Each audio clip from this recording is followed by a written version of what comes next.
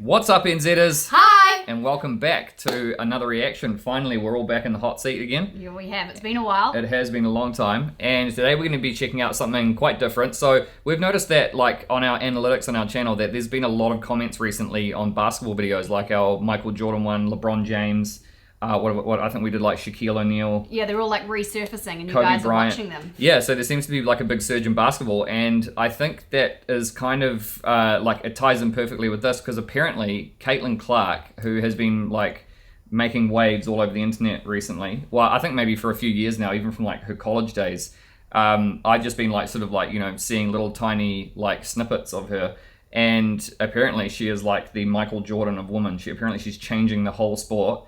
She is like nothing the sport, like women's sport, has ever seen before, and she's like packing out arenas and like everything like that. And I think I remember seeing, because sometimes I watch what's his name, Pat McAfee, the punter who turned into like a sports commentator guy. Oh yeah. And he sometimes like, you know, makes videos on her, and he was saying that before she came along, the WNBA, which stands for the, you know, it's the women's basketball, they were losing like tens of millions of dollars every year, and it was the men's league that was paying for them, that was covering for it, and just kept them going. And now I think like in the last year or something, last year's season was her rookie season, and I think it was like one of the first times ever that the league made money. Wow. Yeah, so this is like never seen before. Good on like her. Unheard of. And this is the history of Caitlin Clark, from child prodigy to WNBA superstar. Wow. I've been saying it for years. I keep telling everybody she's the Steph Curry of women's basketball, college or pro. She is a superstar. Up in time, Clark for the win! She put women's basketball on the international map. She shot jump shots from the logo. She went Steph Curry on women's college basketball. The logo is the middle of the court. Oh yeah. She has been recognized as the girl counterpart of the greatest shooter on the planet, and has single-handedly brought an insane amount of attention to the WNBA, unlike ever before. In this video, we'll dive deep into Caitlin Clark's origins and talk about how a simple Iowan girl became a one-of-a-kind legend in the world of women's basketball. Caitlin Clark was born in West Des Moines, Iowa, to Ann and Brent Clark. When Caitlin was just about 2 or 3 years old, her parents sensed that she was going to be special. The daycare that she went to reported that she has exceptional motor skills and coordination. But on top of that, the thing that really caught their attention was the incredible feistiness and competitiveness that she had shown at a very young age. I think, especially when I was younger, I really struggled with understanding losing, and my parents did not really appreciate that at all. Whenever I would lose, when I was in either softball, basketball, whatever it was, I would just cry. That was my immediate reaction, because I couldn't comprehend why wasn't I winning. Like, all I wanted to do was win, no matter if it was a board game, a card game, really anything. Like, I just was going to do whatever it took to win. Sports became a natural outlet for Caitlin to unleash her competitive side. Her parents enlisted her in endless activities, from volleyball, soccer, football, softball, golf, and basketball. She particularly excelled at softball and soccer, where she just played 2 levels above everybody else. However, her softball and soccer careers were cut short before they could even take off, as she got bored with both sports, since no one could compete with her and match her intensity. This setback actually paved the way to basketball, and from the very first moment she touched the round leather ball, she knew down inside that this was the sport where she would thrive best. Yeah, I think growing up, especially throughout like even middle school, like I was still doing a bunch of different sports, and once I got into high school I was just doing basketball and soccer for the most part, and then after sophomore year I gave up soccer and kind of knew my future was in basketball, and that's where I was going to be the most successful. As expected, Caitlin dominated basketball, just like how she dominated the other sports that she previously played. Since her father could not find a girls' league for her age group, Caitlin joined a boys' league in West Des Moines when she was 5, and competed in a boys' recreational league. Despite how awkward it was, Caitlin killed it against the bigger boys, and it was never an issue for her to play with them, since she was surrounded by a lot of boys throughout her entire life. She has an older brother named Blake and a younger brother named Colin, who both played hoops, and she has a lot of boy relatives who were engaged in a lot of sports endeavors as well. I think growing up playing with the boys, like I played with the boys honestly I think until about 6th grade. My parents kind of just knew I was a little more advanced in my skill set from a young age. Looking back, like I never like questioned it. It never was like, oh, why am I playing with the boys? It was just what I did. Like basketball became an obsession for Caitlin. As a young hooper, Man, she shoots from so far away. From four-time WNBA champ Maya Moore of the Minnesota Lynx, and oftentimes she would travel with her father for 3.5 hours each way just to see her play live. And in order to be great in her craft, she knew that she had to put in the work and compete harder than ever before, which was why there were times when things got bloody messy because Caitlin refused to lose.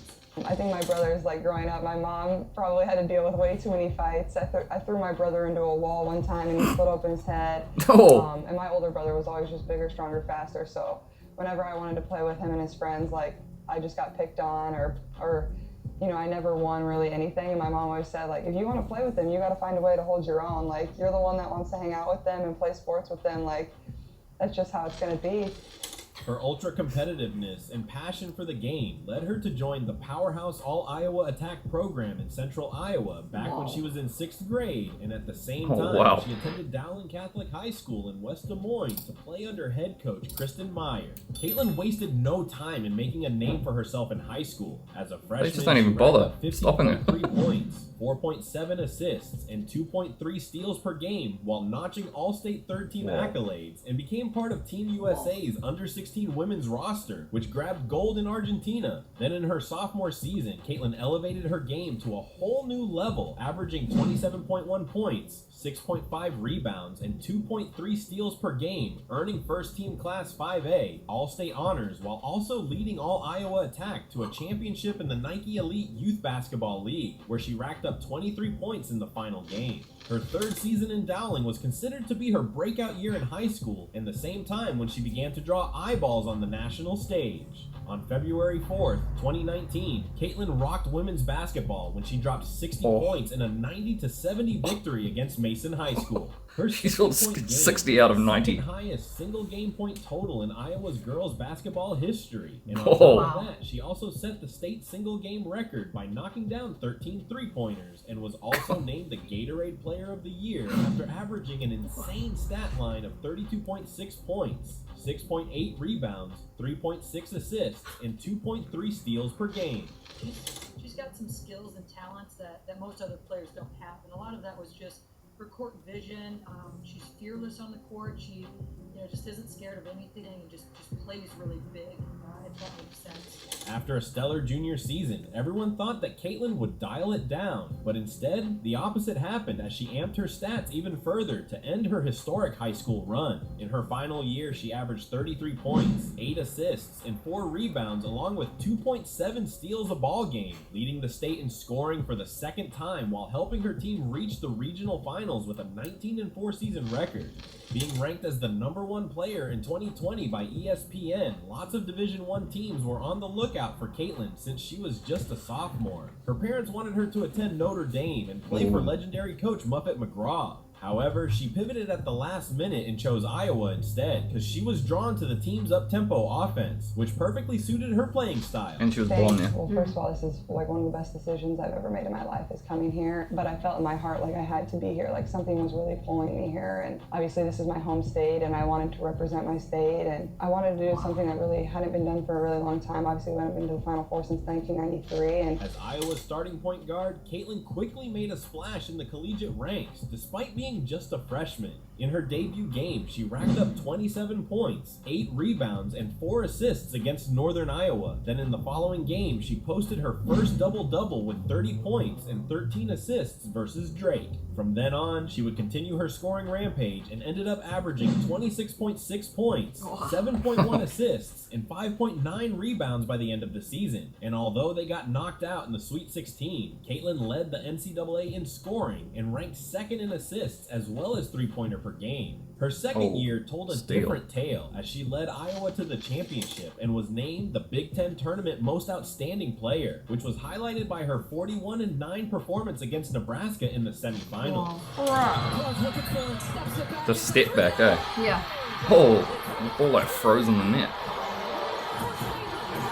How did that happen? This was the case. Iowa was upset by the 10-seeded Creighton in the second round of the Big Dance, ending the season in another disappointment. However, individually though, Caitlin was able to improve her numbers, averaging 27, 8, and 8, while bagging major awards along the way. After seasons of coming up short in the NCAA tournament, Caitlin was a girl on a mission in her third year. For the second straight season, Caitlin led Iowa to a Big Ten tournament championship, where she earned most outstanding player honors yet again. She did it by tallying 30 points, 17 assists, and 10 rebounds against Ohio State, making it the first ever triple-double in the finals of the tournament. Caitlin's remarkable run would continue as they finally marched through the second round of the NCAA tournament and entered the Elite Eight, where she recorded a monster stat line of 41 points, 12 assists, and 10 rebounds to defeat Louisville, making her the first player in men's or women's tournament history to record a 30 or 40-point triple-double. Just like what she promised, Iowa made its way back to the Final Four since 1993, going up against the undefeated defending champion South Carolina. Caitlin was never fazed by the pressure and came up big when the light shone the brightest.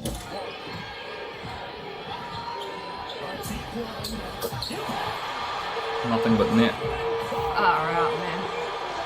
In the semifinals, she delivered an absolute banger, racking up 41 points, 8 assists, and 6 rebounds, ending South Carolina's 42-game winning streak, while helping Iowa to punch its first ever ticket to the national championship. With a record-breaking 9.9 million viewers, Caitlin put up 30 points and 8 assists against Angel Reese's LSU in the championship game. However, despite her efforts, Iowa fell to LSU 102-85. With one win away from her ultimate goal, Caitlin braced up for one final win in her college career. As a senior, she continued racking up 30 to 40 points left and right, but the biggest game that she had was on the night of March 3rd, when she finally became the greatest scorer in NCAA history after knocking down a pair of free throws.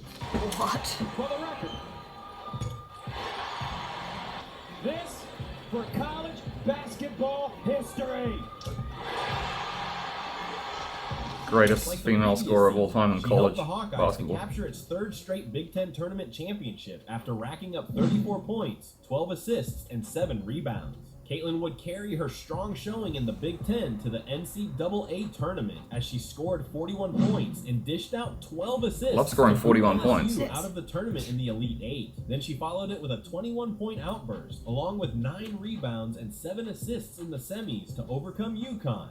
For the second straight year, got revenge on LSU. Iowa to reach the championship round, and it looked like she was ready to win it all. However, despite dropping another stellar stat line of 30 points, 8 rebounds, and 5 assists, it wasn't enough for Iowa to bag the win as they were defeated yet again, this time to South Carolina, in an 87 to 75-point loss. Despite having another year to try to win the national championship, Caitlin decided to forego her 5th season of eligibility and announced that she would declare for the 2024 WNBA draft. After breaking and establishing a long list of new records throughout her collegiate career, it was a no-brainer decision for the Indiana Fever to grab her as the #1 overall pick in the draft. Wow. For the very first time in the WNBA's history, they have a legit superstar that could take them to new heights, and right off the bat, the Caitlin Clark effect had taken the league by storm. Viewership ratings of the WNBA have significantly gone up the moment Caitlin entered the league, and in games where the Fever is playing, the WNBA has to move to different arenas just to increase seat capacity and accommodate the flock fans that turned up to see Caitlin.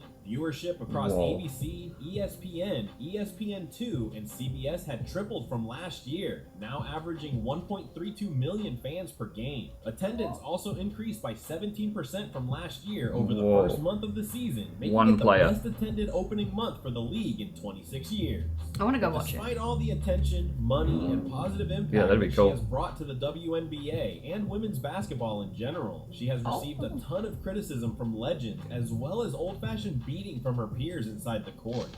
If you're going to break a record, to me, if it's legitimate, you have to break that record in the same amount of time that that player set it. Okay. If Kelsey Plum set that record in 4 years, well, Caitlin should have broke that record in 4 years. I mean, Camilla's coming, Caitlin's coming. There's more than just that are coming. What will the league have in store for them when they get there? Look, SVP, reality is coming. Okay. You know, there's levels to this thing, and that's just life. We all went through it. Of course. And you see it on the NBA side. The rest of the league is out to see get it on her. this side, where you know you look superhuman playing against 18-year-olds, but you. Even though this is currently the case, Caitlyn continues to prove her doubters wrong by playing her heart out night in and night out, and just recently she was named to be part of the upcoming All-Star Game while receiving the most fan votes in WNBA history with more than 700,000 despite being just a rookie. To put this into perspective, no WNBA player received more than 96,000 fan votes last year. Without question, for the first time in decades, Caitlyn's magnetic persona and superb basketball skills have put women's basketball and the WNBA into the center stage. And from the looks of things, this wildfire will just keep on growing as long as she keeps hitting those long-range threes, finding her teammates with mesmerizing passes, and knocking down big-time buckets. There you have it, folks, and if you enjoyed Caitlyn's amazing journey, please smash the like button as well as subscribe to this channel so you won't be missing out when the next video drops. Until then, thanks for watching once again, and see you around. Since then, that Sophie Cunningham girl, Yeah. she has her jersey is sold out everywhere. Really? Yeah. So and everyone, there's like a whole hashtag thing going on like across the internet. It's like protect Caitlyn, and so it's actually great for PR. Let's be honest. it's creating like a massive rivalry. Yeah. It's basically the WNBA versus Caitlyn Clark. Yeah, yeah. It's creating this massive narrative, and everybody's just like tuning into it. It's like, you know, it's almost like a boxing match. It's, you know, like they have this big fight, you know, at the weigh-in. It's probably just the best thing for WNBA. Yeah, absolutely. It's to create a stir. Like, you have to wake people up to realize that this is worth watching. Yeah. When perhaps you weren't watching before. Yeah, well, I think that clip of her getting eye gouged and then Sophie Cunningham pulling the eye gouger down was like it went mega viral. Really? Like super viral, like hundreds of millions of views, like really quickly. And that obviously that made her jersey, like all the guys are walking around rocking like Sophie Cunningham jerseys and everything now. Oh, that's so funny. Because she's protecting Caitlyn Clark. What? That's cool. That's cool for the WNBA. It obviously seems like it's like a multi-layered situation. Yeah. And it's like the perfect storm to promote the league. Yeah, it is. Yeah, definitely. Yeah. And obviously some amazing talent coming up.